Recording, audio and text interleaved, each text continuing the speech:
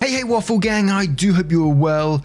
My name is Mark and today we're checking out some more relationship stories, and if you do love a Reddit story, why not consider hitting that like, subscribe, maybe that notification bell too. But let's crack on with today's first story. And before we do get into this story, I've looked up this name. It's spelled C-Y-A-N, which I'm reading as Cyan, but I hope it isn't Kian or something like that. I do apologize if it is, but I'm just going with what I've reading and what I've looked up and found, so hopefully it's correct. It says, am I the a-hole for telling my friend that he wasn't obliged to hang around my wife? My 29 male wife, 30 female, and my best friend, Cyan, 25 male, do not see eye to eye. Some backstory. My wife and I moved for my new job. Cyan was the cousin of a high school friend, so I was thrilled to know someone. We quickly became best friends, closer than brothers. In COVID, our job was in person versus my wife's work from home. Cyan is a very kind person. I think wife hated everything about Cyan. She thought he was too goofy and hated how he teased her. My wife takes things seriously and she's a romantic, so things like date nights are a big deal to her. She hated when Cyan hung out, even when I invited him. A few months ago, I had a 4-month project across the world. I needed the promotion. My wife ended up needing surgery, and she, unlike me, didn't make close friends here. Her friends/family were too far. She couldn't do normal things post-surgery and wanted me to come back. I complained to Cyan and he suggested that he pop over to help her. He ended up doing a lot more and my wife heavily relied on his kindness. When I came back, it was like my wife flipped her switch. Things that were immature became playful. She constantly fell for his fish for compliments, and it was like Cyan could do no wrong. Cyan still hung out, but it was like he couldn't snap out of caretaker mode. The two of them are practically joined at the hip. When I went to work, my wife packed Cyan a lunch too, and his is a lot better than hers or mine. Cyan needs this or that or whatever. She showers him with attention. My wife can be overbearing like that. At a small party, I came with my wife and she immediately zoomed to Cyan and monopolized all his time. After he went to the bathroom, which was basically the only time she left him alone, I pulled him aside and told him I knew my wife was clingy and it was okay if he kept boundaries. He wasn't obliged to hang around my wife. I said it kindly. He turned red, told me I was an arsehole and stormed away. He left without saying goodbye to anybody but my wife. Am I the a-hole? I told some mutual friends about this and most of them are on my side. They said Cyan didn't know how to stand up for himself. He was embarrassed. Cyan is still pissed. And we're going to start straight in the comments with Redcore4 who says you're the a-hole. You're jealous of them spending time together because you enjoyed neglecting your wife for your friend and now he's less available. You're mad that the thing you wanted to happen, them getting along, has happened and you are peeved that at your suggestion he was there for her and supported her when you didn't. I don't know, and neither do you, whether your wife is trying to prove a point about how to be caring and supportive because you weren't towards her, whether they had an affair or whether you're just someone who likes to be in control all the time. But it doesn't really matter. This is a situation that you set up entirely for yourself, and they have a relationship that you promoted and indeed forced by pushing them together while you were away, and your wife was in serious need of help. She had no choice over who could help her. You made it. You're an asshole for whining about it and trying to split their new bond apart for your own needs. Reasonable Pen 88 says it kind of sounds like both you and your wife are in love with Cyan. In any case, it seems that you're unhappy regardless of the friendship/lack thereof that your wife and Cyan have. And you also seem keen to fault your wife whatever she does. I think you're the arsehole. The story has a lot of U-turns, but ultimately you seem to be pissed because somebody, I'm not sure who to be honest, is not giving you enough attention.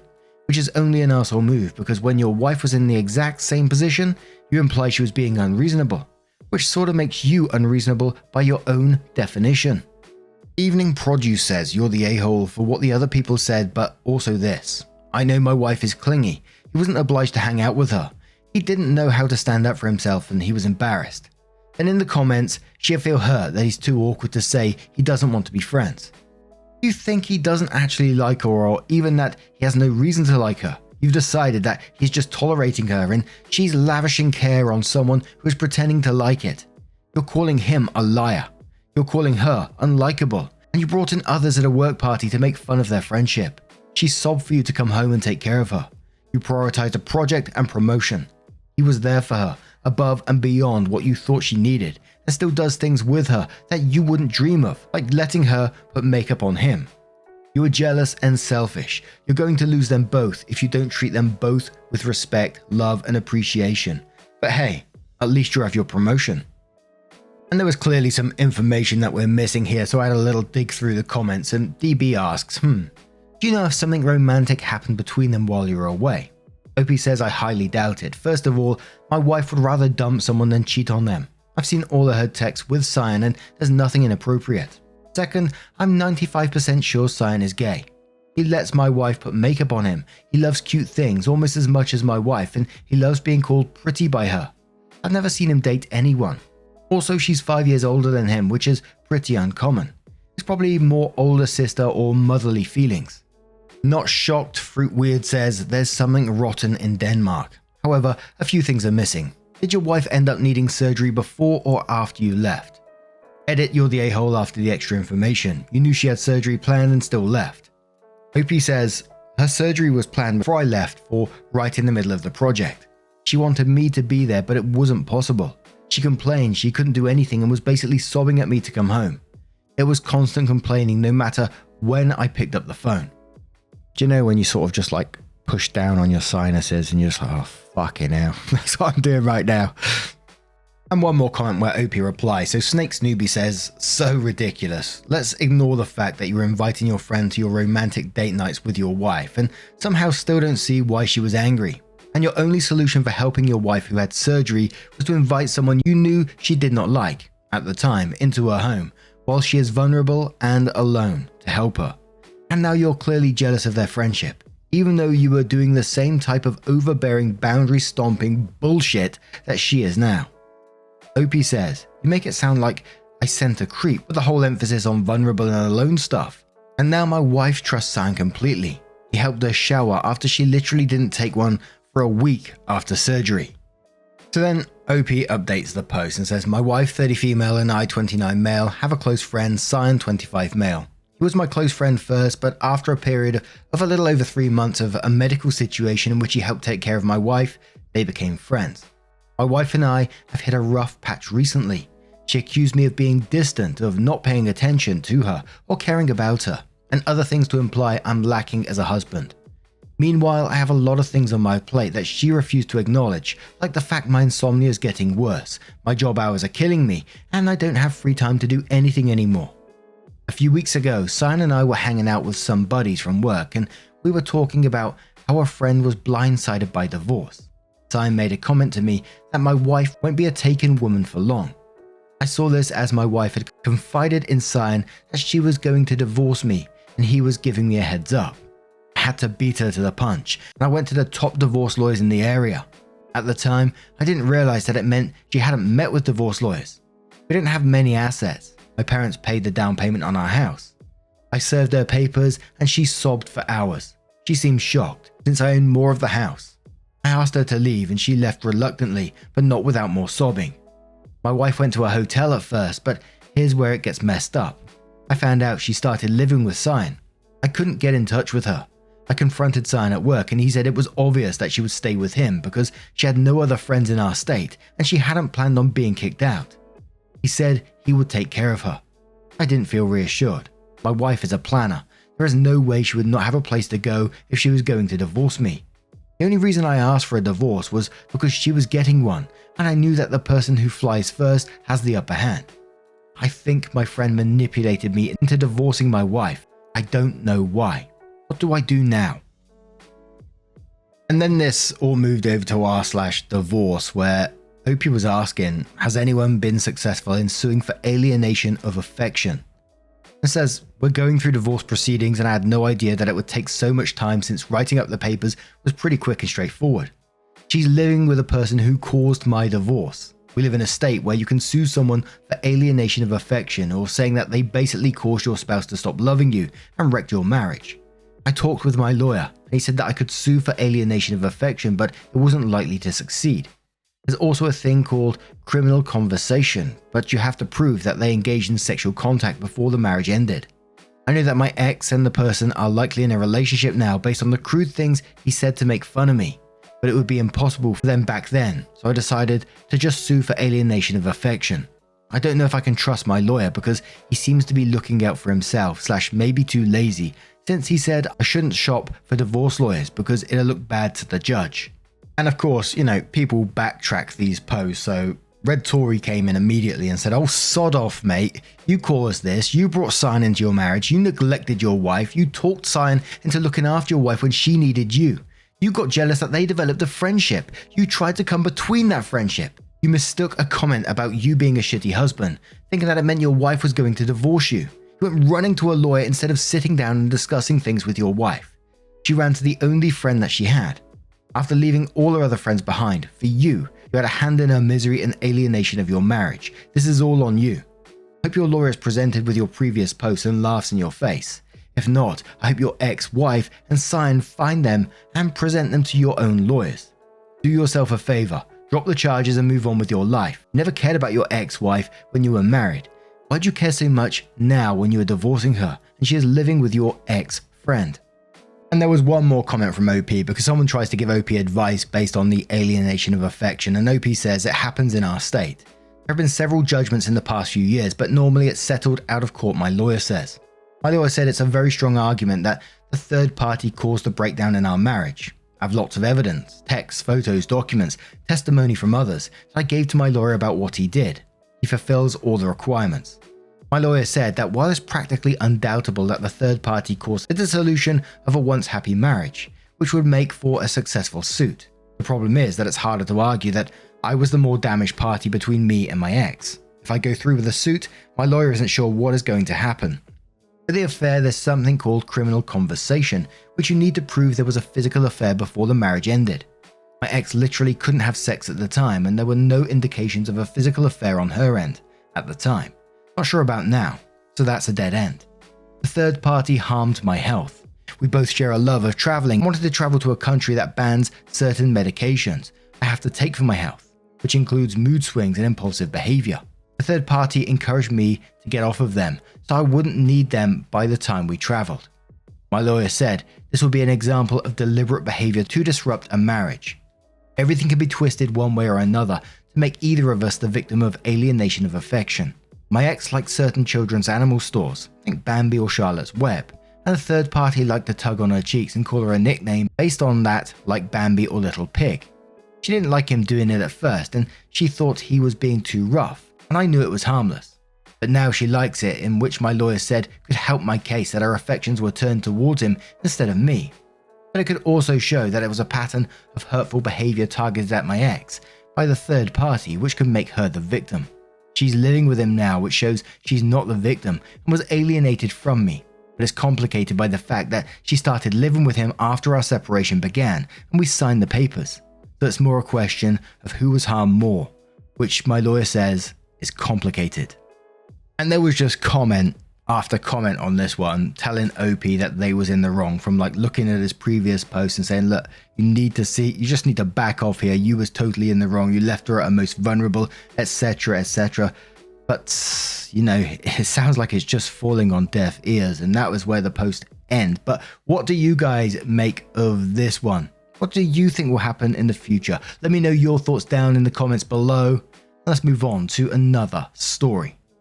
Now, our next story comes from Correct/3651. Doesn't come with an update, but it's from the Am I the A-hole subreddit titled Am I the A-hole for being embarrassed of my girlfriend's cosplay? My 25 male girlfriend, 24, had a double mastectomy 5 years ago. She had breast cancer and thankfully made a full recovery. Unlike a lot of women, she didn't have any reconstructive surgery. This was before I met her. I'm a big anime nerd, and last weekend I invited her to come to a small anime con with me. She's seen a few episodes of my favorite shows, but she's not into anime. She does like cosplay though, and she works seasonally as a special effects artist at a haunted house near us. So when I asked her to go to the con with me, she asked if she could cosplay, and I said sure. She got very excited, and I said I was going to love her costume. So I admit, I thought she was going to do something sexy for me. Well, not exactly. The day of the convention comes, and she showed up at my house cosplaying Dabby from MHA. Sorry, I'm not huge into anime here, but I just looked it up and it says MHA is My Hero Academia. specifically a look he has later in the manga. It's a long white coat over white pants, no shirt. Her entire chest was exposed and she'd obviously spent hours applying burn makeup. She has short hair that she dyes constantly. This time she bleached it white and dyed a few red streaks. I wasn't expecting her to show up without a shirt.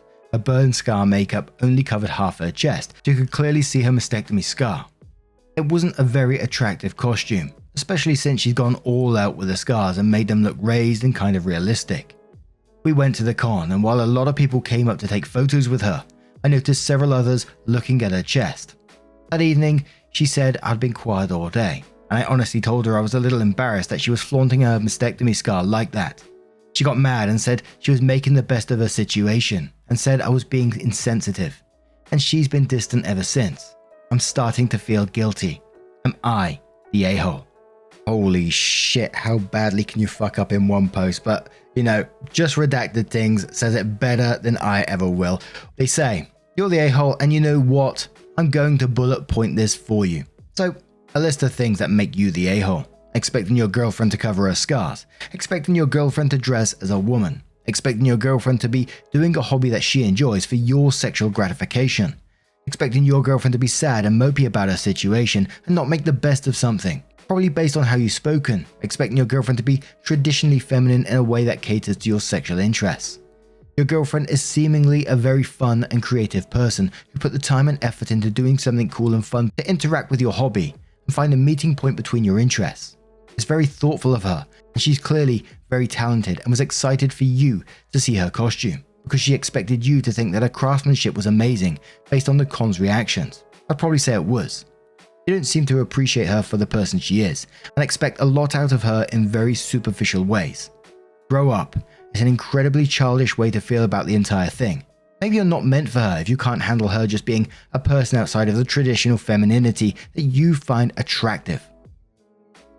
Hammeron57 says you're the a-hole, and quotes, unlike a lot of women, she didn't have any reconstructive surgery, and then says that was the moment I suspected that you were the arsehole. And quotes, I thought she was going to do something sexy for me. This moment confirmed it. I was not prepared for how bad your behavior was going to get, OP.